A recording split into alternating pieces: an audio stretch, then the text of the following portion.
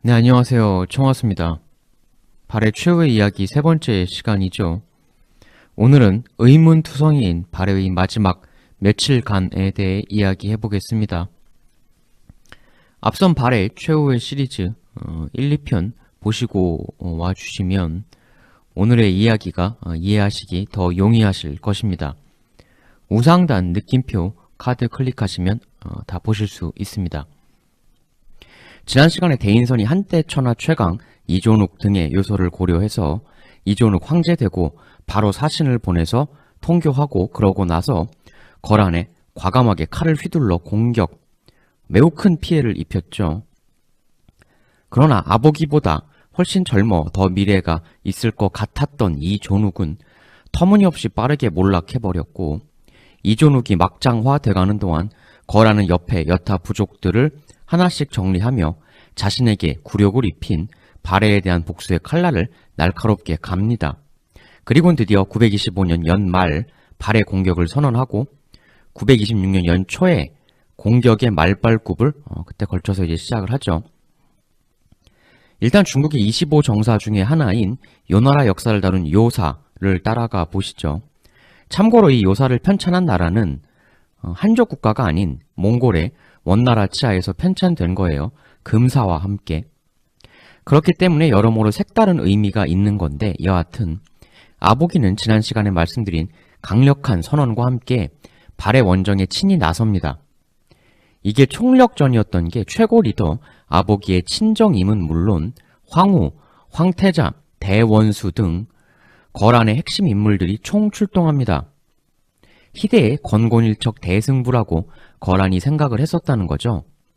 이런 올스타 어벤져스 원정팀을 꾸린 후에 아보기는 한 영험하다는 산에 올라가서 그 귀하다는 청우, 소, 백마를 잡아다가 정성껏 제사를 지냅니다. 그리고선 925년이 거의 끝나갈 시점에 발해의 부여부라는 곳을 포위하고 공격을 퍼붓습니다. 우리가 발해의 행정구역을 흔히 5경 15부다 이렇게 배웠잖아요, 학교에서. 부여는 그 15부 중에 하나예요. 위치는 어디냐? 지금의 길림성 농안현으로 보통 봅니다. 뭐 대충 한 이 정도쯤? 그러니까 발해의 심장부를 친다면 루트가 쪽 요동 쪽 라인으로 이렇게 타고 오는 방향이 있고, 아니면 약간 위쪽으로 이렇게 오는 라인이 있었다 이거거든요. 근데 조금 지금 선택한 건 약간 위쪽으로 이렇게 돌아가는 라인이죠. 요사에 따르면 여기 부여부를 12월 31일에 포위하고 926년 정월을 맞습니다. 계속 따라가 볼까요? 그리고 926년 1월 2일에 흰 기운이 태양을 꿰뚫는 일이 벌어졌다고 해요. 심상치 않은 암시죠. 그리고 1월 3일에 부여성이 함락됩니다. 그러니까 연말일 12월 31일에 여기를 포위해서 불과 1월 3일에 떨어뜨린 거니까 뭐 거의 3, 4일 만에 함락이 된 거다라는 건데, 그리고 거란은 여기서 성을 지키던 발해의 장수들을 모조리 참해버렸다고 합니다. 발해 15부, 그만큼 중요한 곳이었고 그렇게 허술한 성은 아니었을 텐데, 이게 참 여기가 너무 빨리 뚫려버려서 발해의 전반적 방어 전략에 매우 치명적인 문제가 발생했을 걸로 보여요. 예전에 고구려가 당 침공 받을 때 그걸 맞았던 성들이 경우에 따라서 길게 버틴 성은 50여일 이상씩 버텨줄 정도로 사투를 했었는데, 그러니까 1차 저지선이 그렇게 좀 오래 버텨주는 게 매우 중요하지 않습니까?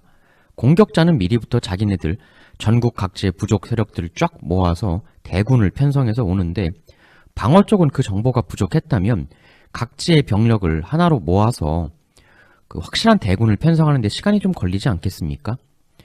해서 최일선 성 요새들이 버텨주는 게 설사 함락이 될 땐 되더라도 굉장히 전체 정쟁의 향방을 가늠하는데 매우 중요한 요소가 되죠.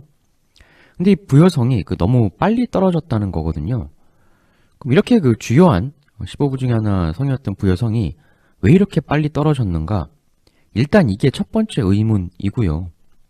근데 그 의문들은 뒤에서 좀 몰아서 싹 정리를 하고 일단은 사서 스토리를 진행을 시킬게요, 스피디하게. 이러고 나서 요사에 나온 거란군의 모습은 그야말로 거침이 없습니다. 함락시키고 곧바로 발해의 수도로 중심부로 밀고 들어가는데 이 야율 안단 이 사람은 예전에 모반도 했던 그 아보기 동생인데 용서받고 뭐 이런 장수들과 아울러 1만의 선봉대를 이끌고 계속 발해의 수도로 쾌진격을 개시합니다. 근데 이때 가다가 하나의 군세를 만나는데 그게 사서에 노상병이었다 이렇게 돼 있어요.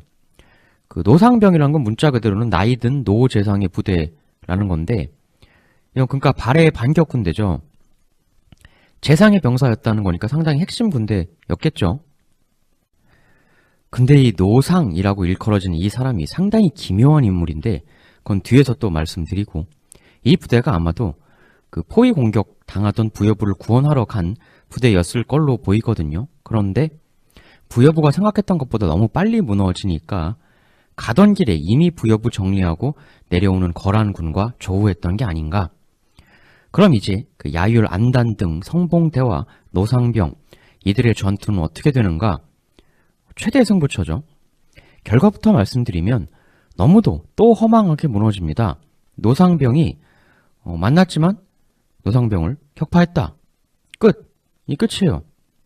그리고는 바로 거란군은 거침없이 발해의 수도성인 호란성을 포위해버립니다. 바로 그 수도 상경 용천부죠. 그러니까 1월 3일에 부여부 함락, 바로 수도로 진격, 중간에 노상군 만나서 격파, 그리고 1월 9일에 수도성 포위가 완성 이렇게 되는 거예요. 그리고 포위 완성 후 3일 뒤에 엄청난 일이 일어나는데 이때 충격적이게도 발해왕 대인선이 항복선언을 합니다. 12일. 아니 아무리 그래도 그 대국의 리더가 포위된 지 며칠이나 됐다고 3일밖에 못 버텼다는 얘기거든요. 그리고 나서 1월 14일 그러니까 항복선언 이틀 뒤죠. 대인선이 흰 옷을 입고 새끼줄로 양을 끌며 휘하 300여 명을 거느리고 성을 나와서 항복하였다라고 묘사에 나옵니다. 이에 야율 아보기가 예우를 하여 석방하였다. 그리고 성 밖으로 자진해서 나온 지 3일 뒤인 1월 17일에 아보기는 조서를 내려 전 발해 군현에 이 사실을 알리게 됩니다. 날짜별로 정리를 해보면요. 925년 12월 16일 거란은 출병 제사를 지냅니다.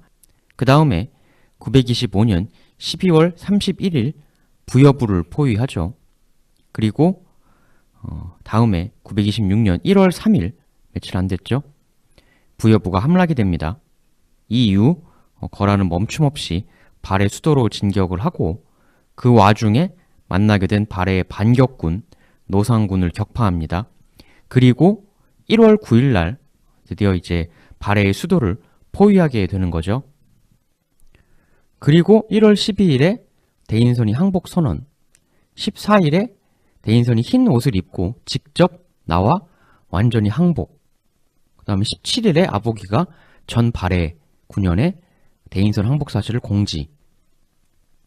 이렇게 대제국, 해동성국의 228년의 역사가 끝이 납니다. 어이가 없죠. 그 강력한 힘과 문화를 떨치던 나라가 이건 뭐 말 그대로 하루아침에 망한 거 아닙니까? 너무 초스피드로 망해가지고 이 아보기의 발해 원정에 대해 여러 가지 추론들이 있습니다. 의문도 많고요. 근데 그 의문들을 따지기에 앞서 일단 우리가 보통 여기까지만 알고 있는데요.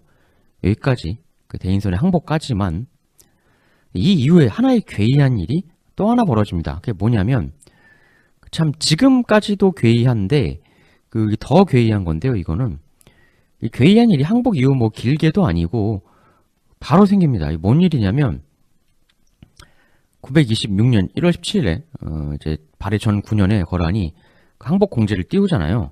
그리고 불과 2일 뒤인 1월 19일에 요사에 이런 얘기가 나와요. 1월 19일 근시 강말딸 등 13명을 시켜 발해의 수도성에 들어가 병기를 수색하게 하였는데 이들이 발해의 나졸들에게 해를 당하였다. 그러니까 점령군이 들어가서 성 내부를 장악하고 뭐 이렇게 무기들 무장 해체하고 이러려고 했는데 발해군이 격렬 저항해서 그들을 공격했다는 거죠. 이게 좀 이상하죠. 일단 이거는 전혀 제대로 행복한 나라의 모습은 아니잖아요. 항복 말로만 했다고 한 거지. 좀 오히려 뭐 거란을 막 공격하지 않습니까? 성 안에 들어온 거란군을. 근데 이유가 뭘까 구체적으로? 왕이 항복했는데 발해 병사들은 왜 이렇게 맹렬하게 저항한 건가? 근데 이건 약과고요. 이 이상함은 약과고 더 이상한 기록이 바로 뒤이어 또 나오는데 그 발해 거란군 충돌이 있은 지 하루 뒤인 1월 20일에 대인선이 다시 반기를 들었다. 이렇게 나와요. 그러니까 흰 옷 입고 양 끌고 나오면서 직접 항복한 게 1월 14일. 근데 요사에 불과 일주일도 안 돼서 1월 20일에 대인선이 재차 반기를 들었다라고 나와요. 이게 뭐냐 이거. 그러니까 첫 번째 1월 10일 항복선언, 14일 직접 가서 항복. 근데 불과 6년도 아니고 6일 뒤에 변심을 해? 1월 22일에? 아니 뭐 그 가식적인 항복을 했다가 목숨을 일단 구걸받은 뒤 굴욕을 참고 와신상담해서 다시 재차 들고 일어나서 역전승한다. 월나라 구천처럼 뭐 그런 케이스도 있긴 한데 근데 그건 좀 기간 텀이 있지 않습니까? 힘을 몇 년, 최소한 몇 달이라도 좀 모으고 다시 정비하고 뭐 이런 그 기간을 가지고 반격을 가하는 건데 불과 일주일 전에 소복 입고 항복했던 사람이 갑자기 또 들고 일어난다? 대체 무슨 사정이 있었던 건지 매우 이상합니다. 와신 상담이라고 하긴 6일이라는 기간이 너무 짧고 밑도 끝도 없죠. 왜 이런 일이 일어났을까? 너무 빨리 부여성과 노상군이 무너져서 당황해서 항복은 했지만 막상 하고 보니 200여 년 사직을 하루아침에 넘긴 게 후회돼서 변심해서 다시 들고 일어난 걸까? 또 그렇다고 보기에는 너무 결단이 가볍거든요. 그때 결단이 굉장히 괴이합니다. 이 역시 뒤에서 총정리해서 다시 한번 말씀드릴게요. 일단 그럼 불과 6일 만에 의사결정을 번복하고 다시 거란을 향해 용맹하게 칼을 뒤늦게나마 뽑아든 대인선의 이 저항, 이건 어떻게 되었는가? 결과적으로 말하면 무참하게 짓밟힙니다. 1월 20일에 대인선이 다시 반기를 들자 그 성을 공격하여 격파시켰다. 아보기가 어가로 성중에 행차하니 대인선이 그 말 앞에서 죄를 청하였다. 아보기가 조서를 내리길 군사들이여 대인선과 그 가족들을 호위하여 그들을 성 밖으로 나가도록 하여라. 이렇게 해서 대인선은 수도성 밖으로 이제 쫓겨나게 됩니다. 그리고 아보기는 그 이존욱의 후당에게 사신을 보내서 거란이 발해를 병탄했음을 알리게 되죠. 그러고 나서 발해가 있던 자리에 동쪽의 거란이라는 뜻의 동란국을 만들고 뭐 동단국이라고 하는데 정리를 해버리죠. 그리고 패배한 대인선은 어떻게 됐느냐? 약 반년 정도가 지난 926년 7월 그 대인선의 후속 처리 기록이 보이는데요. 차마 소개드리기가 뭐할 정도의 비참한 묘사 기록이 보입니다. 신미일에 대인선을 황도 서쪽으로 보내 그곳에 성을 쌓고 살도록 하였다. 황도라는 건 말씀드렸던 거 거란 요나라 수도를 말하는 거죠. 대략 여기. 황도 서쪽이라니까 여기보다 더 왼쪽으로 옮겼다는 거죠. 원래가 발해가 있던 이 오른쪽에서 떼내서 왼쪽으로 보내버린 거니까 다시는 그 발해 세력을 규합하지 못하게 뭐 한마디로 유배를 보낸 거죠. 근데 유배도 유배인데 이 다음이 진짜 참담한데요. 요사, 대인선에게는 오로고 그 처에게는 아리지라는 이름을 내렸다. 이게 얼마나 처참한 거냐면요.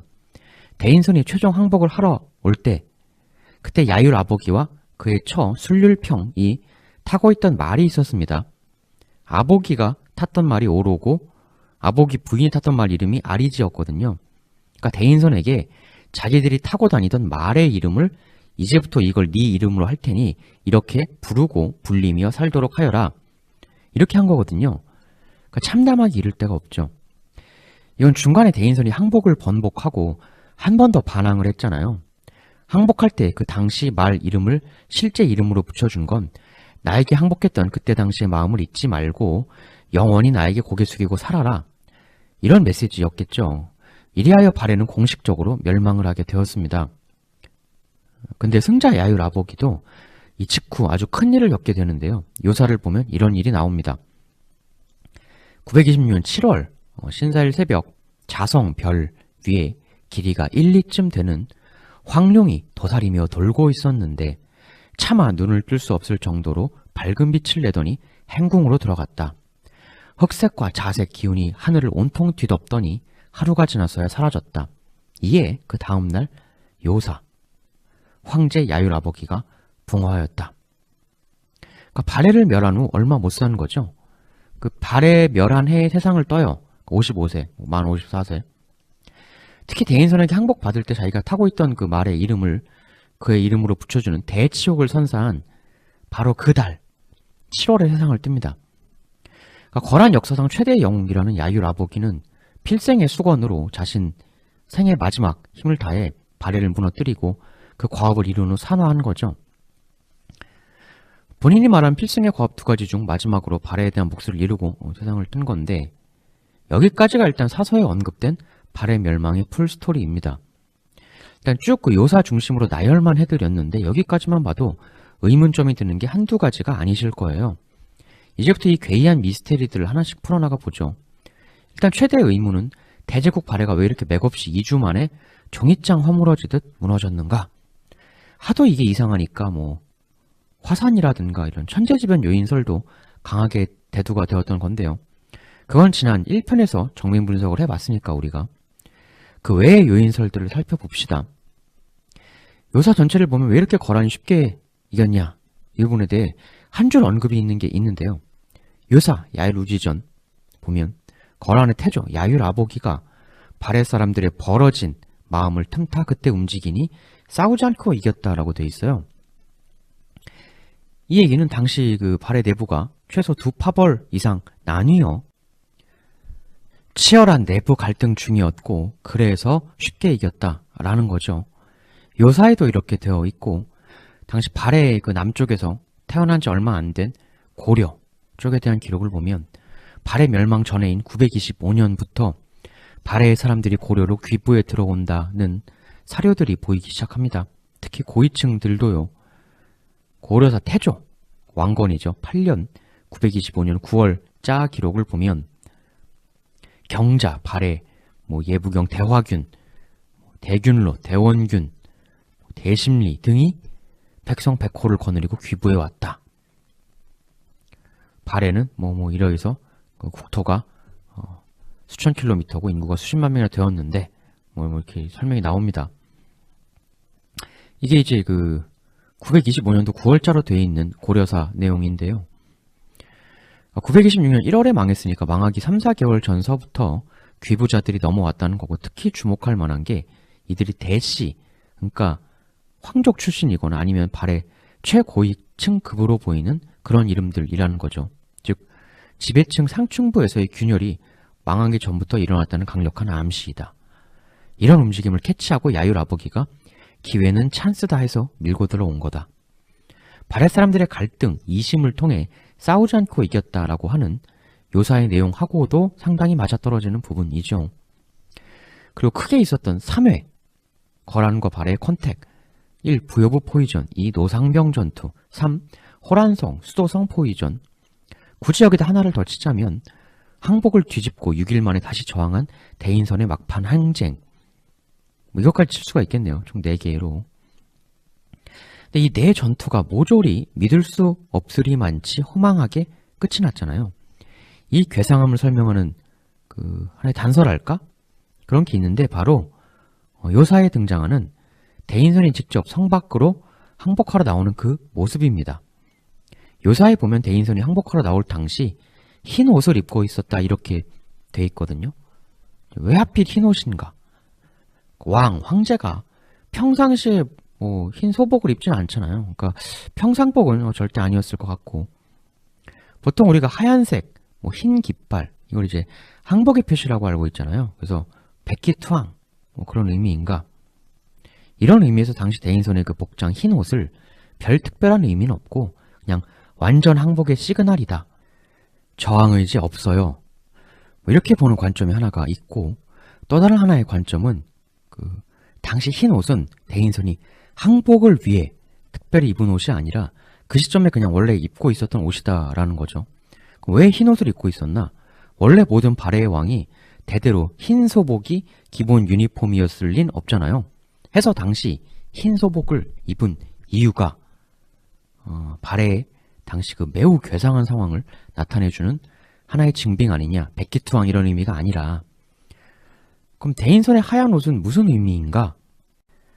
발해가 당시에 상중이어서, 매우 주요한 인물의 상중이어서 그랬다라는 설이 있어요. 어쩌면 지난 1편에서 말씀드렸듯 백두산 폭발의 하얀 화산재보단 대인선의 이 하얀 소복이 발의 최후의 비밀을 푸는 진정한 단초일 수도 있는 거죠. 말씀드렸던 거란의 침공에서 발해와 총 3번의 군사 컨택이 있었죠. 부여부, 노상군, 마지막 항복.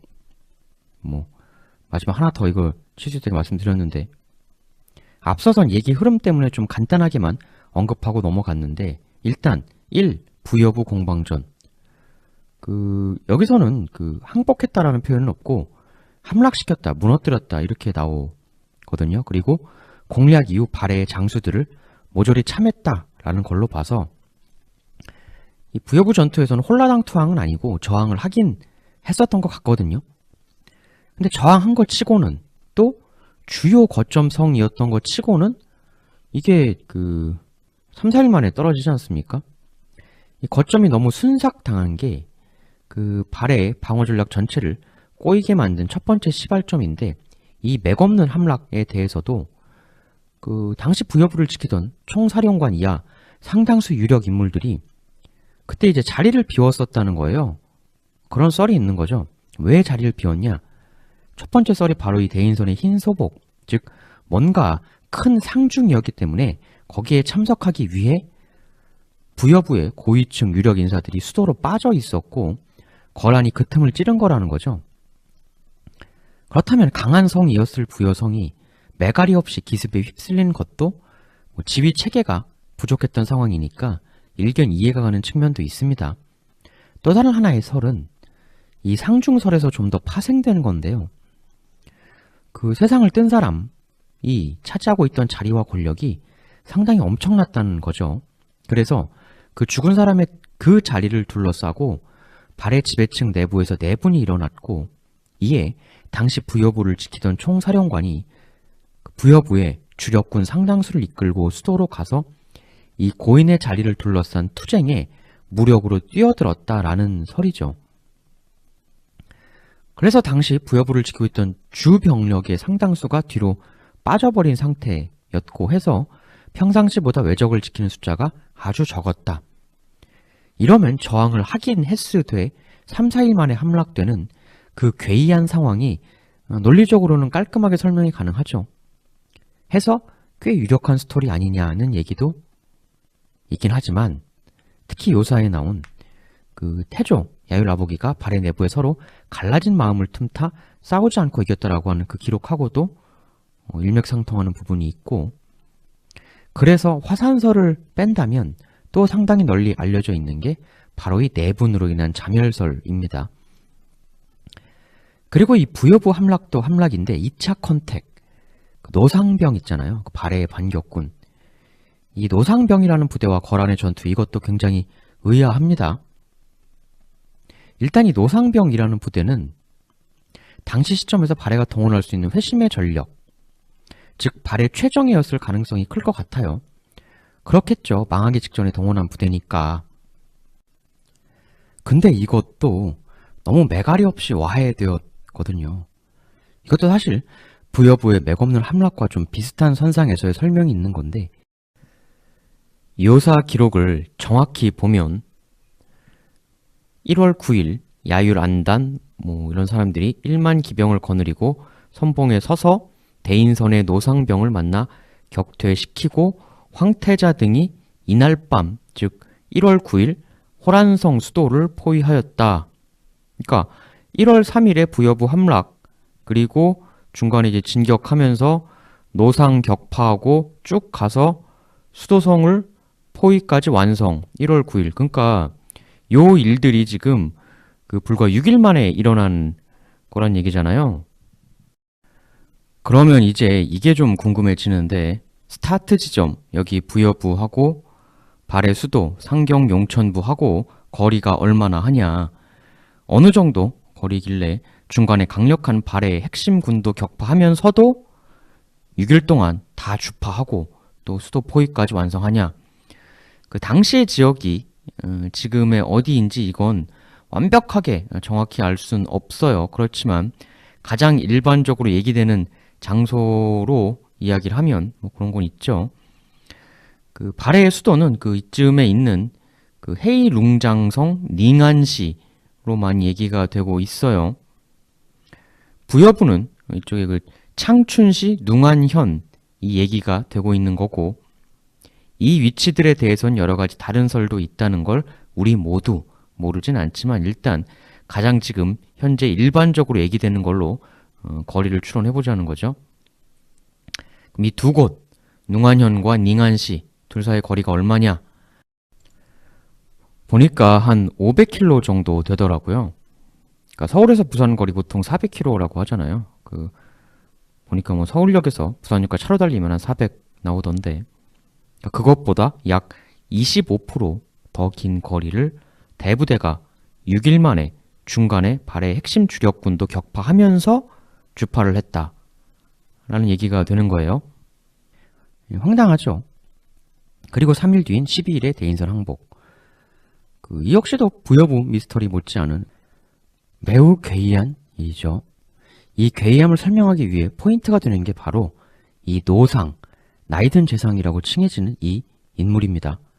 노상병을 이끌던 지휘관, 노상. 이 사람이 배신을 했다, 발해를. 이런 설이 있어요.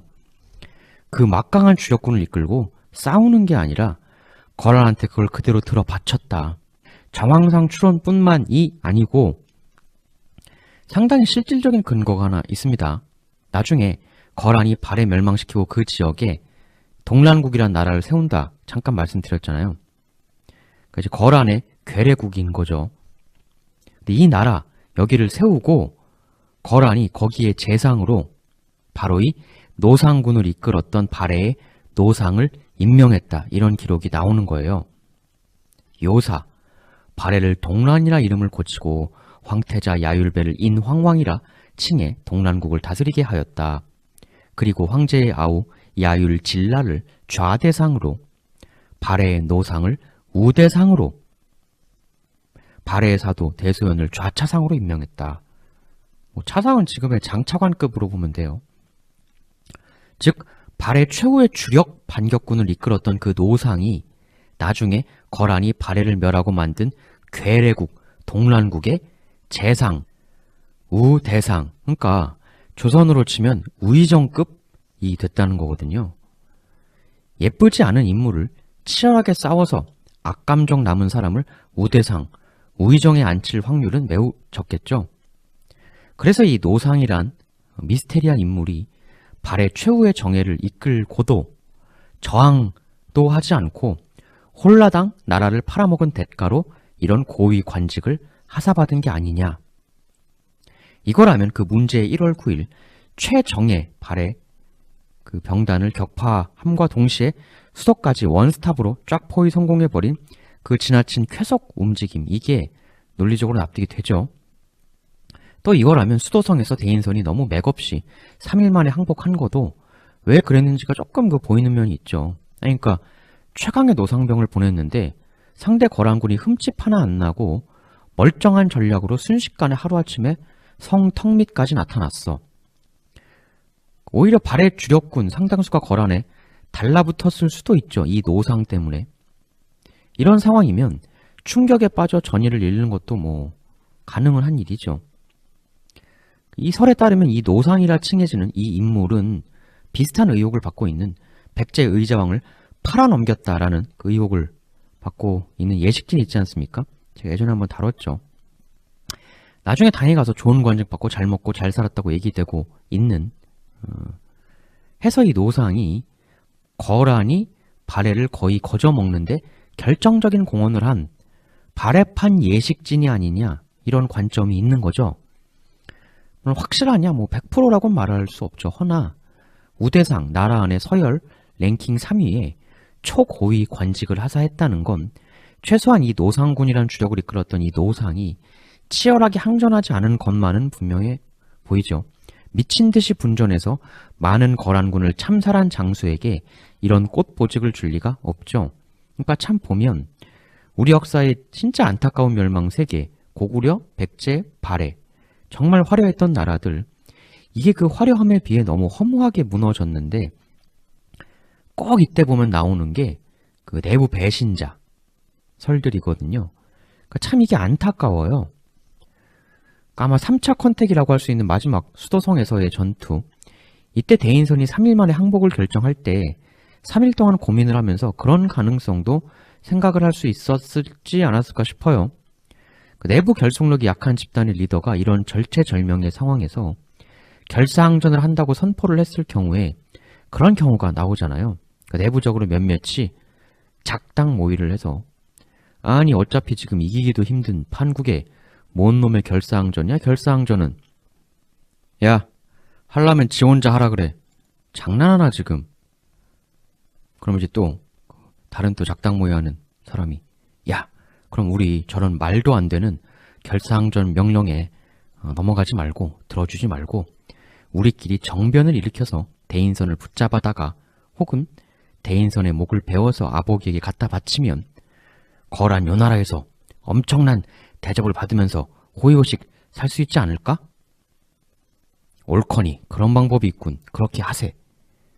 뭐 이런 구도도 충분히 벌어질 수 있고 백제 의자왕도 충분히 항전할 수 있었음에도 예식진이 바로 지금 예시를 든 이러한 작당 모의 결단을 내려서 의자왕을 기습 정변으로 나포 당에 갖다 바쳤다 이런 썰이 있다는 얘기 예전 의자왕 시리즈 할 때 소개해 드렸습니다만 노상 이 그 발해 재상급 이 사람도 홀라당 거란에게 넘어가는 상황에서 성에 갇힌 대인선은 바로 그 이러한 상황에 대한 공포에 시달렸을 수도 있을 것 같습니다. 아무렴 발해 같은 고고한 대지국의 수도가 항전 자체가 불가능하진 않았을 거예요. 그 성이. 결국 이런 고립 농성 항전은 내부 결속력이 생명인데 대인선도 지금 상황이 바로 그러한 점을 장담할 수 없으니 또 본인도 사람이니까 일단 살고 보자 이렇게 했을 수도 있죠. 하지만 여기서 더 괴이한 게 바로 그 4차 컨택이잖아요. 불과 6일 만에 본인의 항복 선언을 스스로 뒤집고 재반발을 일으킨 굉장히 희한한 번복. 물론 그런 경우는 많았어요. 역사적으로 뭐 거짓 항복을 하고 시간을 번 다음에 페이크다 이 자식아 하고 좀 정비해서 다시 들고 일어나는 크게는 두 가지로 볼 수 있을 것 같아요. 말씀드린 그 1월 12일, 14일 항복 선언과 퍼포먼스는 페이크였다. 부여부와 노상병의 충격적인 빠른 함몰에 정비가 채 되지 않았던 당시 부여 상황 속에서 시간을 벌고자 한 대인선의 페이크 퍼포먼스였다. 이게 하나의 일설이고 또 다른 하나의 설은 에이 그건 아니다. 뭔가 그 번복이 그 미리부터 치밀하게 계획된 건 아마 아니었을 것이다. 라는 관점이 있죠. 이 두 번째 관점은 그냥 우왕좌왕했을 뿐이었다라는 거죠. 정말 전략적 와신상담, 페이크다 이 자식아 전술이었다면 불과 6일 만에 다시 들고 일어난 건 그 너무 와신상담스럽지 않은 그 경솔한 타이밍이다 라는 거죠. 와신상담 고사를 만든 월왕 구천. 구천이 처음 그 오왕 부차에게 패한 게 BC 494년. 복수로 부차를 되려 죽음으로 몰아넣은 게 BC 473년. 굉장히 그 텀이 길죠. 물론 그 사이에서도 또 이렇게 뭐 중간중간 싸우고 하기도 하지만 여하튼 그렇게 봐도 굉장히 기나긴 그 복수의 대서사시 아닙니까? 근데 꼴랑 6일 만에 들고 일어난 건 이걸 의도적 페이크 전략이라고 볼 수 있을지 라는 그런 얘기가 있죠. 그래서 그 직전 일어난 일이 17일 날 아보기가 발해 전 9년에 대인선 항복을 공지하고 19일에 발해 수도성 안으로 들어간 거란 군이 구 발해 병사들에게 공격받아 해를 입고 그리고 20일에 대인선이 번복하고 들고 일어나잖아요. 그래서 이런 식으로 보는 관점이 하나 있는 거죠. 17일 날 발해 여러 지역에 거란의 승리를 알렸지만 생각만큼 발해 전 9년의 부족, 지역 유지 세력들이 거란의 호의적이지가 않았고 그 공지에 또 성내에 진입한 거란군에 대해 발해 병사들이 반발 공격한 모습 이런 걸 보면서 연타석으로 배신 크리를 당했던 대인선이 생각과는 달리 희망이 있구나. 저항의 기치를 올려도 발해 내에 수많은 반거란 정서를 가진 세력들이 대대적으로 전국적으로 내외에서 호응해 줄 것이다. 뭐 이런 희망적인 비전을 그 며칠 사이에 받고, 그러니까 그 직전에는 뭐 연타석 배신 크리를 맞아서 정신적 충격에 빠져 있었는데 그 며칠 사이에는 또 희망을 봤을 수도 있다는 거죠. 그래서 급격한 변심을 하게 된 것이다 라는 설이 있는 거죠. 이거랑 비슷하면서도 조금 더 구체적으로 보는 썰은 이런 것도 있어요. 그 1월 19일에 거란 병사들이 무장 해제를 하러 들어올 때 굉장히 고압적으로 거만하게 발해 사람들을 막대했을 가능성이 있다. 그러니까 19일 발해 병사들과 거란군의 충돌은 바로 그러한 상황에서 벌어진 일종의 감정적 충돌. 그러니까 마치 그냥 정복자, 지배자처럼 들이닥쳐서 마구 거란군이 그 도성 내에서 횡포를 부렸을 개연성. 점령군이 대부분 그렇지 않습니까? 또 거란군들이 이게 좀 거친 사람들이 아니니까 발해인들의 자존심을 마구 짓밟는 대행패를 부렸고, 그 와중에 용맹한 발해 남자들이 뭐 하는 짓거리야 이러면서 그 대충돌이 나고, 사실 뭐 요즘 사람들도 뭐 술 먹고 자존심으로 시비 붙고 이러면 큰 싸움이 나는데 당시야 뭐 말할 것도 없고, 이렇게 해서 상부의 의지와는 관계없는 상당히 하부단에서 먼저 충돌이 났다. 근데 발해 병사들이 용맹하니까 당시 들어왔던 거란 장수, 사실 이름도 나와 있잖아요. 강말달이라고. 이 강말달 이 사람이 발해인에게 먼저 행패를 부렸을 가능성도 있죠. 그래서 강말달을 공격. 이 사실을 들은 아보기는 당연히 분노하게 되겠죠. 근데 아보기의 분노도 분노인데, 그래도 대인선도 명색이 그 발해의 제왕이었던 사람인데 자신이 다스리던 백성들이 거란 병사들에게 능욕을 당했고 그로 인해 충돌이 일어났다. 갑자기 사나이로서의 자존심이 뒤늦게 되살났을 수도 있고, 내 어찌 이런 꼴까지 보고 참으리요. 아무리 항복했다손 치더라도 섣불리 항복해서 미안했다 발해인들이여. 나 다시 마지막 불꽃을 태우리라. 뭐 이랬을 수도 있는 거고, 그게 아니면 이 감정적 충돌로 인한 소요 사태를 통해 대인선 본인 자체는 별로 그러고 싶은 마음이 없었지만 순간적으로 그 감정적인 그 태풍이 몰아 닥쳐서 도성 내에서 강경파가 주도권을 일시적으로 잡아 급격한 항전으로의 방향 선회를 했을 가능성도 있습니다. 그쵸. 근데 하지만 그 결과는 뭐 요사 대인선이 다시 반기를 들자 그 성을 공격하여 격파시켰다. 아보기가 성중으로 행차하니 그 앞에서 죄를 청하였다. 뭐 하여튼 이렇게 그 순식간에 다시 또 제압을 당하는, 그러니까 이때의 저항도 부여부 함락 때처럼 허무하기 이를 데가 없는데요. 이 4차 컨택, 항복, 번복 전투 이 양상은 그 다시 들고 일어난 발해 저항군이 그 성을 재차 그 장악하고 성문을 확실하게 잠그고 농성전을 했을 경우가 하나가 있고, 그게 아니고 이미 그 전에 이제 거란군이 성 안을 좀 휘젓던 상황이지 않았습니까? 게다가 당시 거란군이 이제 들어와서 처음 하려고 했던 게 그 발해군의 무장해제였잖아요. 그래서 그 발해가 성을 완전히 뭐 장악하고 농성하고 이런 형태가, 그러니까 그런 농성전 그 스타일로 간 게 아니라 그 발해군 상당수도 이미 무장해제가 되어서, 즉 전투력이 원래보다 매우 떨어져 있는 상황, 거기다가 농성전 성격이 강하지 않고 약간 좀 혼란스러운 상태였다 보니까 그 시가전 양상이 더 많았을 가능성도 일부 있죠. 결국 이제 이렇게 해서 발해는 그 막판 저항에도 불구하고 너무나 허망하게 그 화려했던 역사를 마감하고 맙니다. 일단 발해가 그 무너지던 그 2주간의 경과는 이렇습니다. 사료 전개를 쭉 봤는데 굉장히 이상한 게 많죠. 그러니까 오늘은 일단 이러한 그 사료의 흐름들을 쭉 따라가 본 거고, 근데 사실 진짜 궁금한 건 말씀드렸던 이러한 그 발해군의 너무나 무기력한 모습 등등의 그 여러 그 이상한 일들, 그러니까 진짜 궁금한 건 이런 일들이 대체 왜 일어났냐라는 거잖아요. 그래서 이런 얘기도 있어요. 발해는 하루아침에 망한 게 결코 아니다. 그런 말은 완전히 헛다리 짚은 거다. 이게 무슨 얘기냐면 926년 그 이전 굉장히 오래전부터 긴 기간 거란이 아주 치밀한 계략, 장기간에 걸친 음모 활동을 통해 미리부터 철저히 이런 일이 일어나도록 만들어 왔다는 거죠. 그에 대한 얘기가 있습니다. 즉 발해의 이상한 마지막 2, 3주의 원인, 그리고 분열. 그럼 발해가 분열했다면 그 원인은 뭔가? 또 반대로 분열 났던 거는 과연 맞는 건가? 정말 그런가? 뭐 이에 대해서는 말갈 이야기도 있고 여러 말들이 있지 않습니까? 그러한 여러분들이 알고 계신 얘기의 어떤 진위들, 이런 내용들 다음 시간에 이어서 다룰까 해요. 그러니까 오늘이 맛배기였다면 다음 시간엔 좀 더 깊숙이 쑥 들어가 보자. 근데 다음 시간을 이해하려면 오늘 소개드린 이 사서 내용을 알고 있어야 이해가 가능하겠죠.